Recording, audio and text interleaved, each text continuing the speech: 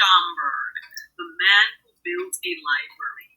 And it is written by Carol Boston Weatherford, and it's illustrated by Eric Velasquez. And Eric is a Pura Belprix Award winner, and the author, Carol Boston Weatherford, is a Coretta Scott King Honor winner. So this book is called Schomburg, The Man Who Built a Library. Amid the scholars, poets, authors, and artists of the Harlem Renaissance stood an Afro-Puerto Rican man named Arturo Schomburg. His life's passion was to collect books, letters, music, and art from Africa and the African diaspora, and bring to light the achievements of people of African descent.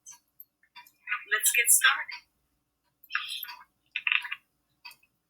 The American Negro must remake his past in order to make his future. History must restore what slavery took away.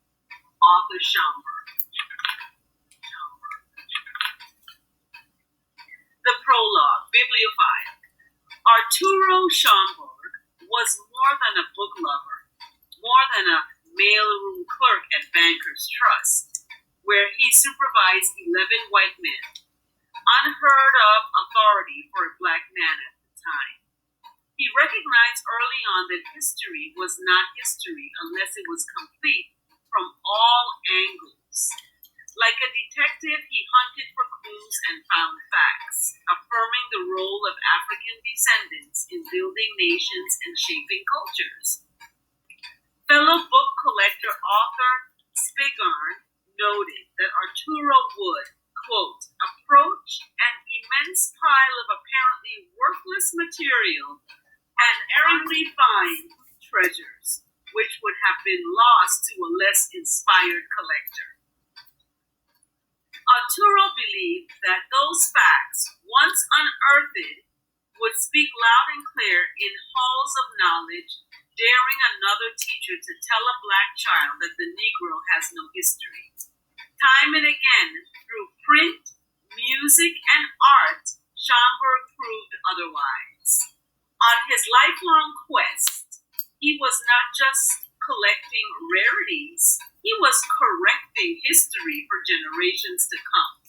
He wanted the facts to reach the community and boys and girls in classrooms to teach them that Black heritage knows no national boundaries.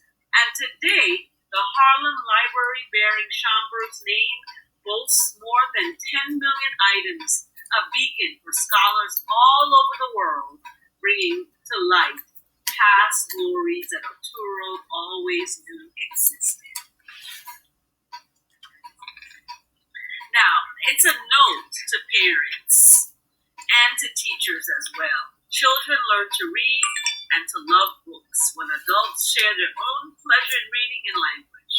Here are a few suggestions for giving the children in your life a lasting love of reading. Surround children with books and writing. Visit your library regularly and make buying new books a frequent treat.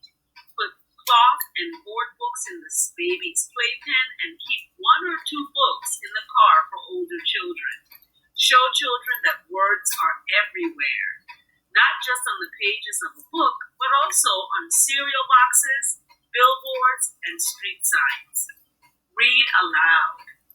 Read to children every day, and have older children read to you. They will associate the pleasure and intimacy of the reading experience with books. Make reading an active experience. Use the books you've read as a jumping off point for other discussions with children. Encourage children to share their own ideas and experiences through storytelling or art. This book can be grouped with other bibliographies and books about African American studies. Okay, here we go. We are on the next journey of Arthur Schomburg's life. So we start with him in the 5th grade. Arthur Schomburg was born with a sense of wonder. As a boy in Puerto Rico, he shadowed tabacreros, cigar workers. These men pooled money to pay a lector to read aloud in the factory, newspapers, novels, speeches, and politics. Arturo took in the scent of Creole tobacco and the sound of the reader's voice. Thus, Arturo not only learned his ABCs, but also to love the written word. So when his fifth grade teacher told him that Africa's sons and daughters had no history, no heroes worth noting, did the twinkle leave Arturo's eyes? Did he slouch his shoulders, hang his head low, and look to the ground rather than to the horizon? No. His people must have contributed something over the centuries, history that teachers did not teach. Until they did, school children like Arturo would not learn of their own heritage, ignorance shackling them like chains. After that, teacher dismissed his people's past. Did the twinkle leave Arturo's eyes? Like a candle blown out in the dark? No, the twinkle never left. It grew into a spark. So this is Arturo, his teacher. So it's hard sometimes for young African Americans or any culture to be in a U.S. classroom with teachers that are not diverse like the students in the class. And sometimes we do get teachers who are not diverse but are teaching in a